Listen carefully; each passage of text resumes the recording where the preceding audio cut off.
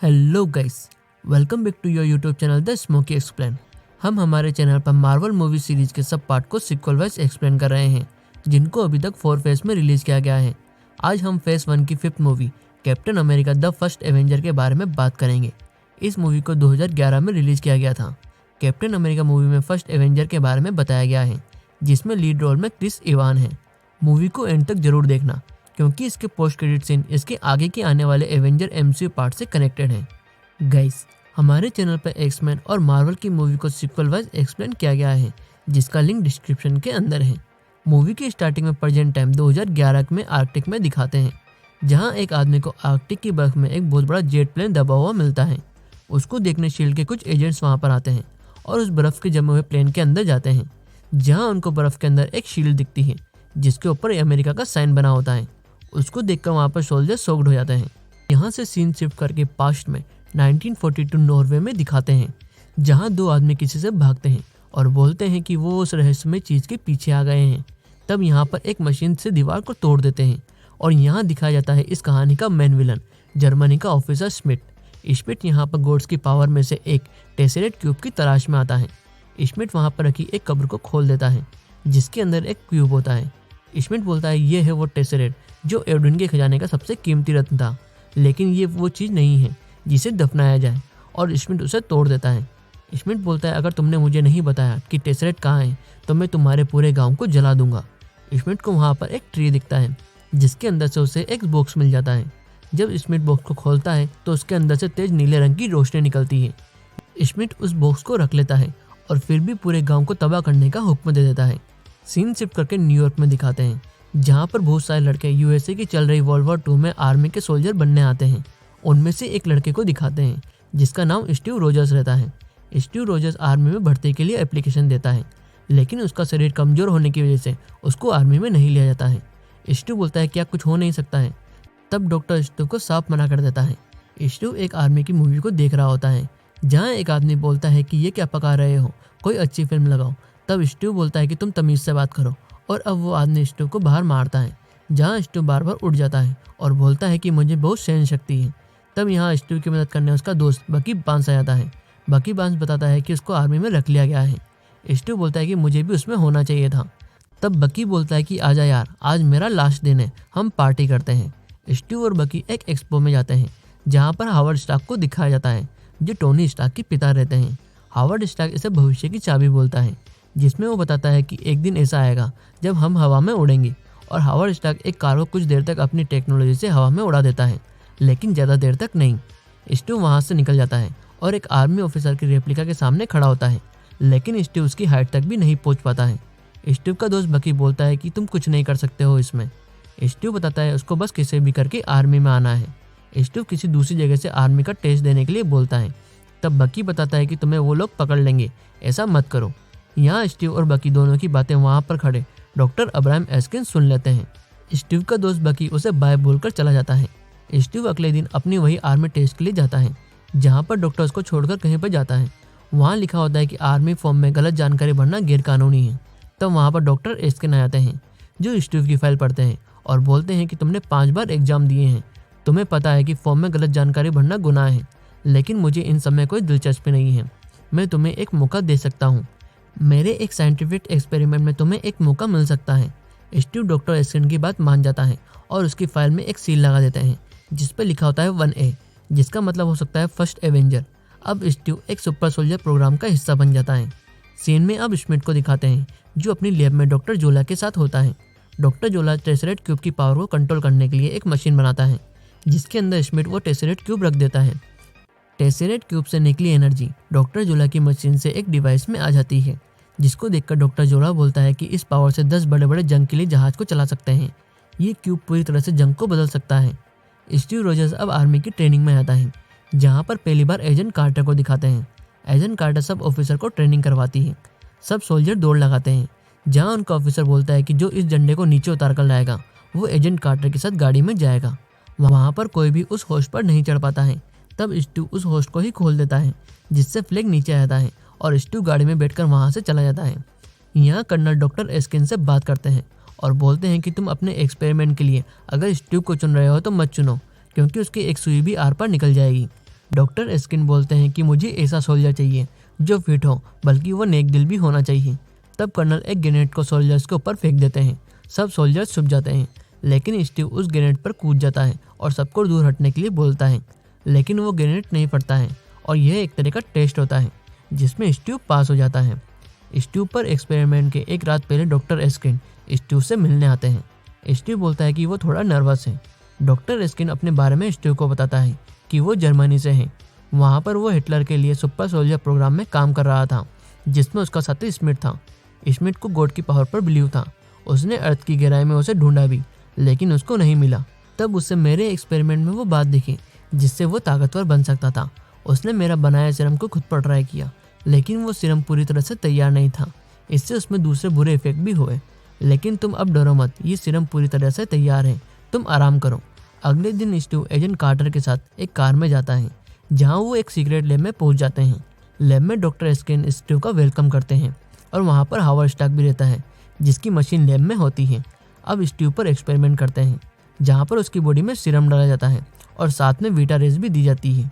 अब Howard Stark अपनी machine को बंद कर देता है और धीरे धीरे वीटा रेस की डोज को बढ़ाने लगते हैं, जिससे स्टीव को दर्द होता है और वो दर्द से चिल्लाने लगता है। एजेंट कार्टर और डॉक्टर एस्किन मशीन को बंद करने की बोलते हैं, लेकिन स्टीव अंदर से बोलता है कि नहीं, मैं ये दर्द सहन कर सकता हूँ। और अब वीटा रेस की डोज को पूरा बढ़ा देते हैं, जहाँ पूरी एनर्जी से मशीन बंद हो जाती है। स्टार्क मशीन को खोल देता है, जिसके अंदर से निकलता है first Avenger Steve Rogers. Steve की बॉडी में वीटा रेस से फिजिकल चेंजेस हो जाते हैं। यहाँ स्मिथ को एस्किन की लैब के बारे में पता चल जाता है और वो अपना एक किलर को भेज देता है। स्मिथ का भेजा हुआ किलर लैब में एक ब्लास्ट कर देता है और बचा हुआ सीरम लेकर डॉक्टर एस्किन को मारकर वहाँ से भाग जाता है। स्टीव के सामने डॉक्टर एस्किन मर जाते हैं और स्टीव अब उस किलर के पीछे जाता है, जहाँ उसकी बॉडी में सीरम से बहुत चेंजेस हो जाते हैं और वो दौड़कर उस किलर के पीछे जाता है। किलर एक सबमरीन से वहाँ से भागता है, लेकिन स्टीव उसको पकड़ ही लेता है और उसके बारे में पूछता है। साथ में वो लास्ट सीरम भी टूट जाता है। वो किलर अपने मुंह में साइनाइड खाकर हाइड्रा की जय बोलकर मर जाता है। सीन में स्मिथ को दिखाते हैं, जो अपनी लैब में होता है।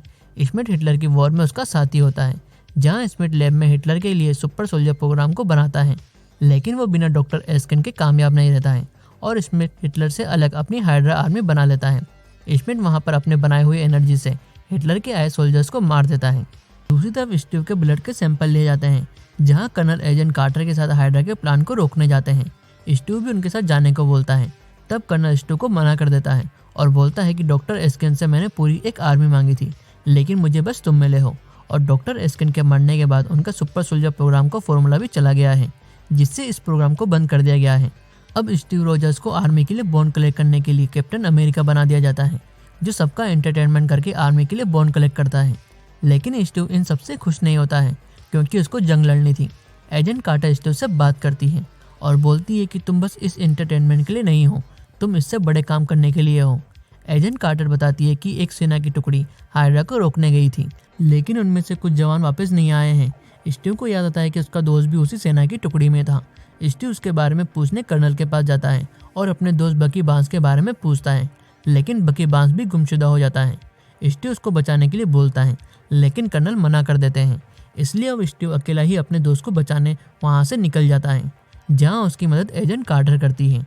हावर्ड स्टार्क अपने प्लेन से स्टीव को हाइड्रा के ठिकाने पर लेकर जाता है। स्टीव प्लेन से कूद जाता है। सीन के साथ स्मिथ को भी दिखाते हैं, जो टेसरेट क्यूब की मदद से बहुत सारी एनर्जी अपने मशीन से बना लेता है और उनसे हथियार भी बना लेता है। स्टीव यहाँ से बचते हुए हाइड्रा के कैंप तक पहुँच जाता है, जहाँ वो हाइड्रा के बनाए हथियार को देखता है। स्टीव को वहाँ उनके पकड़े हुए सोल्जर्स मिल जाते हैं, लेकिन उसमें उसका दोस्त बकी बांस नहीं होता है।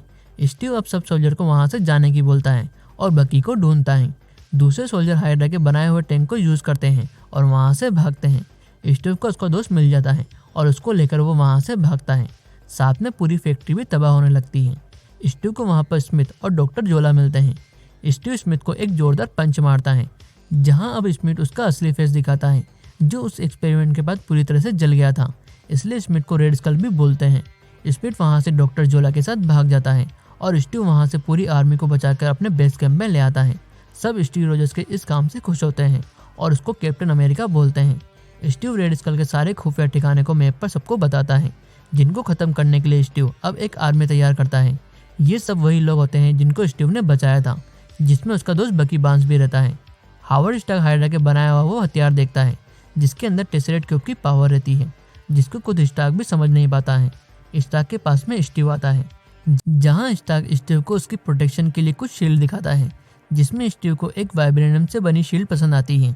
तब यहाँ एजेंट कार्टर आती है और स्टीव के उस शील्ड पर गन शूट कर देती है, जिससे शील्ड को कुछ नहीं होता है। अब स्टीव कैप्टन अमेरिका बनकर अपनी तैयार की गई टीम के साथ रेड स्कल के सब बेस कैंप को धीरे धीरे हमला करके तबाह करने लगता है। कैप्टन को पता लग जाता है कि रेड स्कल का साथी डॉक्टर जोला ट्रेन से कहीं पर जा रहा है, जिसको पकड़ने के लिए अब कैप्टन अपनी टीम के साथ में जाता है, जहां स्टीव की फाइट होती है। इस फाइट में बकी बांस पर हमला होता है और वो ब्लास्ट से ट्रेन पर लटक जाता है। स्टीव बकी को बचाने की कोशिश करता है, लेकिन बकी ट्रेन से गिर जाता है और डॉक्टर जोला को यहाँ पर पकड़ लेते हैं। डॉक्टर जोला से मिलने कर्नल आता है और उससे रेड स्कल के प्लान के बारे में पूछता है। तब डॉक्टर जोला बता देता है कि वो गॉड की पावर से सब जगह राज करना चाहता है, उसके निशाने पर सब देश हैं, वो उनको ख़त्म कर देगा। दूसरी तरफ रेड स्कल अपनी पूरी हाइड्रा आर्मी को तैयार कर लेता है, जिसमें वो टेसरेट क्यूब की मदद से नए हथियार को बना लेता है। कैप्टन अब रेड स्कल के खुफिया ठिकाने पर जाकर उसको ख़त्म करने के लिए बोलता है, जहाँ कैप्टन खुद अकेला अपनी बाइक से रेड स्कल के ठिकाने पर घुस जाता है और धीरे धीरे करके रेड स्कल के बेस कैंप को ख़त्म करता है। लेकिन कैप्टन को पकड़ लिया जाता है और उसको रेड स्कल के सामने लाते हैं। रेड स्कल बोलता है, तुम्हारे ऊपर डॉक्टर एस्किन ने इतना भरोसा किया, लेकिन तुम खुद मरने के लिए यहाँ पर आ गए, मैं तुम्हें मार दूंगा। लेकिन ये सब स्टीव की चाल रहती है, जहाँ उसकी टीम हाइड्रा के बेस कैंप में आ जाती है और यहाँ पर शुरू होती है कैप्टन अमेरिका और हाइड्रा आर्मी के बीच की फाइट, जहाँ टेसरेट क्यूब से बने हथियार से सब सोल्जर गायब होने लगते हैं। रेड स्कल वहाँ से टेसरेट क्यूब लेकर भागता है और उसका प्लेन जिससे वो तबाही करने वाला है उसमें आ जाता है। कैप्टन रेड स्कल के पीछे आता है, लेकिन रेड स्कल वो प्लेन लेकर निकल जाता है। तब कर्नल एजेंट कार्टर के साथ कैप्टन की मदद करते हैं और उसको रेड स्कल के प्लेन तक पहुंचा देते हैं, जहां वो हाइड्रा की आर्मी से लड़ते हुए रेड स्कल तक पहुंच जाता है। रेड स्कल कैप्टन पर हमला करता है और दोनों की लड़ाई होती है। दोनों के अंदर सुपर सोल्जर सीरम होता है। दोनों की लड़ाई के बीच में रेड स्कल टेसरेट क्यूब पर गिर जाता है, जिससे टेसरेट क्यूब बाहर आ जाता है। रेड स्कल उस क्यूब को अपने हाथ में ले लेता है, जहां क्यूब की पावर से एक अलग यूनिवर्स का पोर्टल खुल जाता है और रेड स्कल क्यूब की पावर से वहां से टेलीपोर्ट हो जाता है। टेसरेट क्यूब वहीं पर गिर जाता है, जो प्लेन के स्टील को पिघलाकर नीचे गिर जाता है। कैप्टन नीचे गिर रहे प्लेन को संभालता है, लेकिन प्लेन में सब मिसाइल ऑटो में रहती है, जिसको कैप्टन रोक नहीं पाता है। इसलिए कैप्टन प्लेन को क्रैश करने के लिए बोलता है। एजेंट कार्टर स्टीव को ऐसा करने के लिए मना करती है। यहाँ स्टीव और एजेंट कार्टर की लास्ट बार बात होती है, जहाँ स्टीव उस प्लेन को क्रैश कर देता है। प्लेन दूर कहीं एक ग्लेशियर में गिर जाता है और बर्फ के अंदर चला जाता है। सीन में आगे हावर्ड स्टार्क को टेसरेट क्यूब मिल जाता है। एजेंट कार्टर स्टीव की फाइल को देखती है, जिसको इनएक्टिव कर दिया जाता है। इसी के साथ यहाँ पर अब प्रेजेंट टाइम 2011 में स्टीव रोजर्स को दिखाते हैं, जो अभी भी जिंदा होता है। उसको 1940 के बने हुए जैसे हॉस्पिटल में रखा जाता है और साथ में उसी टाइम का रेडियो भी सुनाया जाता है। स्टीव के पास में एजेंट नताशा आती है, लेकिन स्टीव को जल्दी समझ आता है कि ये सब झूठ है और स्टीव वहाँ से भागता है और न्यूयॉर्क टाइम स्क्वायर में आ जाता है, जिसको देखकर स्टीव को कुछ समझ नहीं आता है। स्टीव को वहाँ पर शील्ड घेर लेती है, जहाँ शील्ड डायरेक्टर निक फ्यूरी आकर स्टीव से बात करता है और स्टीव को बताता है कि तुम 70 साल से बर्फ में जमे हुए थे, ये 2011 चल रहा है। मूवी के पोस्ट क्रेडिट सीन में स्टीव रोजर्स को दिखाते हैं, जिसके पास में निक फ्यूरी आता है और यहाँ पर शील्ड के साथ एवेंजर नेक्स्ट मूवी का एक थोड़ा सा ट्रेलर दिखाते हैं और इसी के साथ मूवी का एंड होता है। सो गाइस, आपको captain America the first Avenger की मूवी कैसी लगी, लाइक और कमेंट करके बताएं। अगर हो सके तो इस वीडियो को अपने दोस्तों तक शेयर करें and don't forget to subscribe my channel. Thank you.